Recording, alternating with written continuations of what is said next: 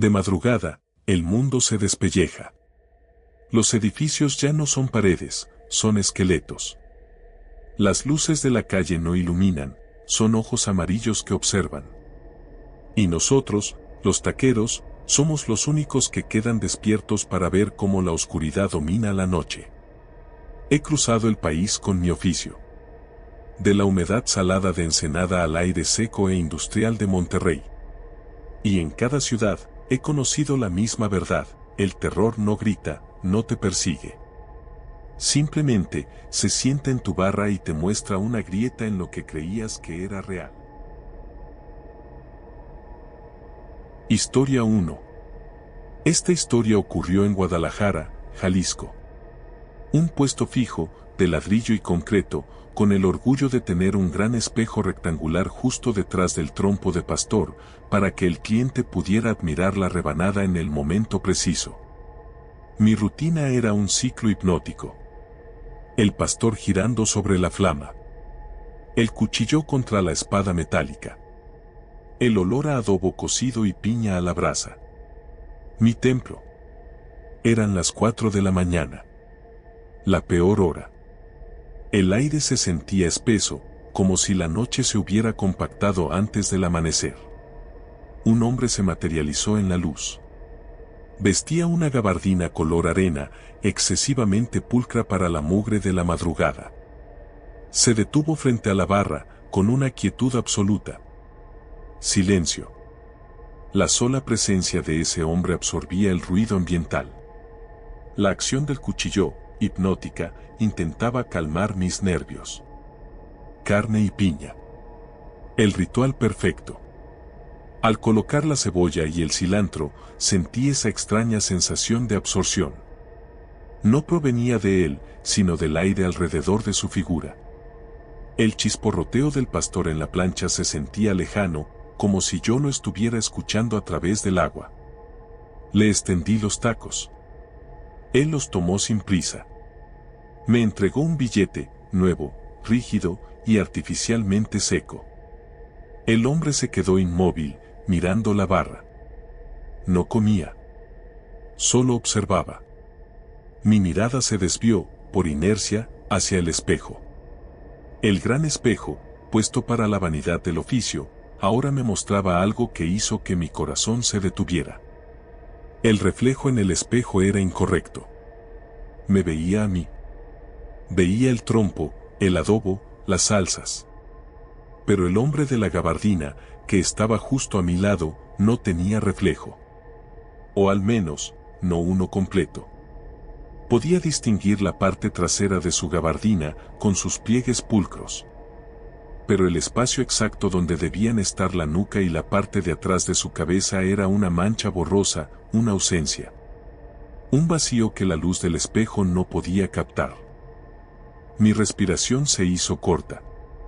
Lo miré. Estaba ahí, inmóvil. Lo miré de nuevo en el espejo.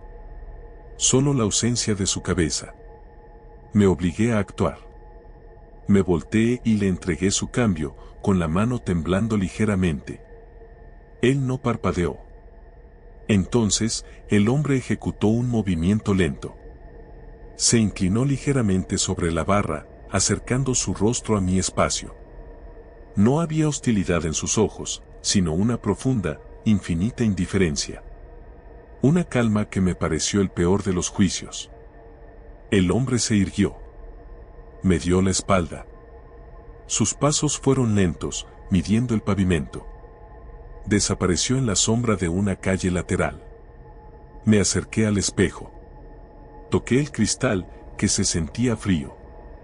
Lo miré de cerca, intentando encontrar la marca, el error óptico, la prueba de mi locura. Pero todo se veía normal.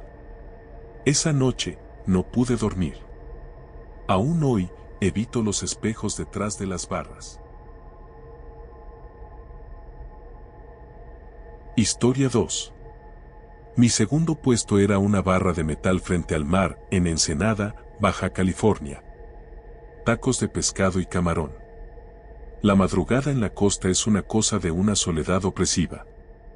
No hay ruido de tráfico, sino el gemido constante del Pacífico y la humedad helada que lo envuelve todo. Las luces de mi puesto eran las únicas en kilómetros. Una burbuja solitaria contra el negro del desierto. Eran las 3 de la mañana. La neblina, que aquí llamamos la bruma, subió del mar. Era tan densa que las luces de la barra parecían agujas de luz clavadas en una manta gris.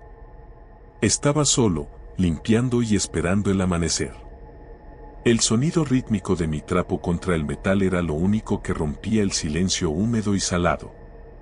Y en ese silencio sentí el peso de una mirada. Un par de ojos pequeños. No venían de la carretera. Venían de mi propio puesto. Levanté la vista lentamente. Justo al final de mi barra, donde terminaba la luz y empezaba la bruma, había una figura. Pequeña. La silueta de un niño. Estaba sentado en uno de los bancos de metal naranja. Completamente inmóvil. La bruma era espesa, pero la luz débil de la barra lograba delinear su forma. Ropa de colores apagados. Estaba muy quieto. Demasiado quieto para la edad. Mi mente se paralizó. ¿Un niño? ¿A las 3 de la mañana? ¿Solo, en esta carretera desierta? Continué limpiando el metal. Mis ojos fijos en la figura. El niño no se movía. No miraba la comida. Estaba mirando mi silla de descanso, la pequeña silla plegable de lona que guardaba detrás de la barra. Me obligué a moverme. Un paso lateral. La figura no se inmutó. La figura del niño giró su cabeza. Un movimiento lento, sin el crujido de la ropa o el cabello. Solo el giro. Me estaba mirando. O eso creí. La bruma y la sombra ocultaban su rostro. Solo veía 2 puntos oscuros donde deberían estar los ojos. No había hostilidad, solo una paciencia infinita. El terror se enfocó, no me estaba atacando. Estaba esperando que yo abandonara mi lugar. Me quedé inmóvil, respirando superficialmente el aire frío y salado. Él no se movía. Yo no me movía. El silencio de la costa era atronador.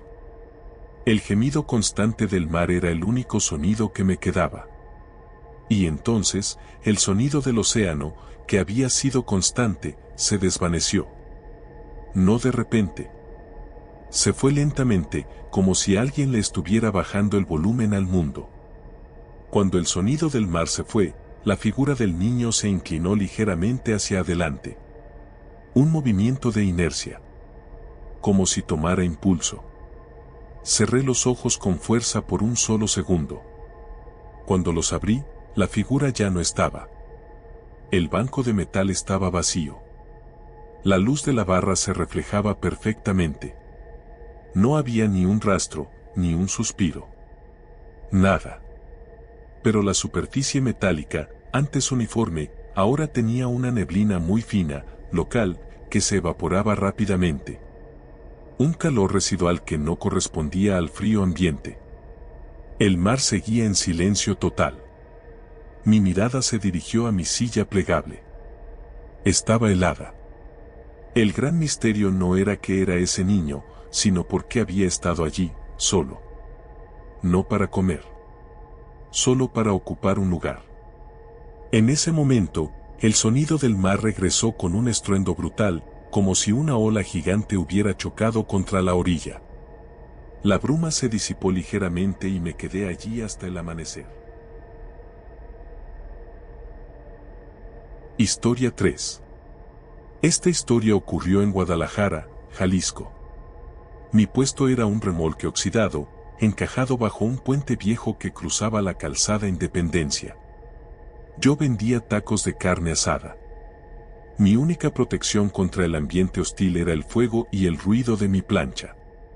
Una noche, a eso de las 2:30 de la mañana, el fuego me falló. Un fallo en la válvula. La flama se extinguió con un siseo leve. Y el silencio cayó. No fue la paz. Fue el silencio de un lugar que ha sido vaciado por una presión externa. Ya no se escuchaba el tráfico, ni el eco de la ciudad. Solo mi respiración, agitada, y el goteo lento del aceite residual. Mis manos temblaban, intentando cambiar el tanque. En la quietud forzada, mis oídos captaron el sonido. Pasos. Lentos. Pesados. Un hombre emergió de la sombra bajo el puente. Una figura alta, con un gabán largo de lana oscura. Su cara era completamente inexpresiva. Parecía un burócrata. Se detuvo a 1 metro exacto del remolque, su presencia absorbiendo la poca luz que quedaba. Una voz monótona, sin emoción, me llegó. Le informé de la avería. Él no se movió. Se quedó ahí, plantado. Me informó que el silencio estaba bien. Me apresuré con el tanque. Mis manos temblaban. Él me cuestionó la razón de mi apuro, asegurando que no había prisa y que la ciudad se había callado solo para mí. Mis ojos se desviaron. Bajo sus pies, en el cemento sucio, vi una mancha oscura, seca, de forma irregular. El hombre se quedó inmóvil. Yo sentí una presión terrible en el pecho. Una sensación física de pesadez, de vacío. Sentí que no me pedía comida, sino que me estaba ofreciendo su silencio a cambio de mi pánico. Finalmente, logré conectar el nuevo tanque. Giré la perilla. El gas salió, pero el quemador no encendió. Intenté una y otra vez. El encendedor fallaba. El hombre del gabán seguía allí, sin expresión, sin parpadear. Y la mancha oscura en el piso cobró una forma macabra, el contorno borroso de una persona, extendida en el asfalto sucio. En un arranque ciego de desesperación, tomé un encendedor de chimenea, el largo, y lo acerqué al quemador. La flama prendió con un chasquido fuerte, violento. La luz del fuego se reflejó en su rostro. Y en ese mismo instante, la luz pareció dolerle. Su cuerpo se tensó. Su voz, por primera vez, tuvo un tono, furia helada. Un sonido que me informó que mi ruido le molestaba. Dio media vuelta. Sus pasos, lentos y pesados, desaparecieron. Me quedé temblando junto a la flama. A la mañana siguiente, pensé que había sido todo un sueño, pero mi jefe llegó. Me señaló el piso. La mancha seguía allí.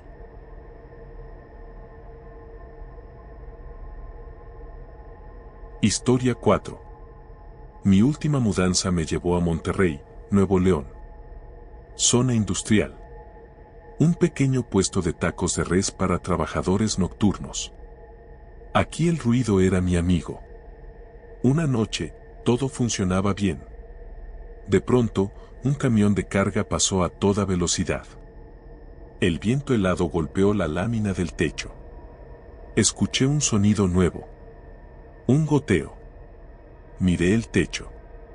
La lámina estaba oxidada, pero no llovía. No había ninguna tubería. El goteo continuó. Me estaba volviendo loco. El ritmo era lento, pero constante. Llegó un cliente. Un trabajador de una fábrica cercana. Mono de trabajo azul, manos cubiertas de grasa. Le serví. Mientras me pagaba, sus ojos estaban fijos en el techo. Escuchaba el goteo. Me comentó que mi techo tenía un problema. Que el goteo llevaba media hora. Que ese ritmo no era natural. Cuando se fue, subí a la mesa y miré la lámina. No había humedad. Estaba completamente seca. El goteo no existía. Solo se escuchaba. La noche avanzó. El goteo se hizo mi única realidad. En mi mente, el sonido se asoció con el tiempo. Una gota, un minuto. A las 4:30 de la mañana, el goteo se aceleró. El ritmo era ahora una cadencia frenética. El pánico empezó a crecer, siguiendo el ritmo de las gotas imaginarias. Y entonces, a las 4:45 de la mañana, el goteo se detuvo por completo. Un silencio total. El mismo silencio antinatural que te hunde. En ese silencio, llegó otro cliente. El mismo hombre del mono de trabajo azul. Estaba empapado en sudor. Sus ojos, asustados. Me miró fijamente. Llevo media hora dando vueltas a la manzana, me informó, con una voz rota. No puedo ir a casa. No sé qué pasó. Me quedé en silencio. El hombre se agarraba la cabeza. Y de pronto, lo entendí. El goteo no era el sonido del agua. El goteo había sido el sonido del tiempo. Aquel primer goteo, lento, era la cuenta regresiva de la noche. Cuando se aceleró, fue la señal de que la energía de la noche se estaba concentrando. Y cuando el goteo se detuvo, le pregunté la hora. Él levantó la mano para ver su muñeca. Pero no había reloj. Solo una mancha de óxido donde debería estar el cristal. El hombre había perdido el tiempo. Había estado dando vueltas en un bucle de media hora, sin avanzar, desde que el goteo se detuvo. Esa noche, cerré el puesto y me fui rápido. Pero en el asfalto, justo donde el cliente había estado parado, había un círculo de pavimento que se veía más viejo, más erosionado, como si el tiempo se hubiera concentrado y drenado solo en ese punto. Desde entonces, el silencio de la madrugada es mi mayor miedo. Porque sé que, sin el ruido, el tiempo puede detenerse o acelerarse, y la cordura es lo primero que se consume.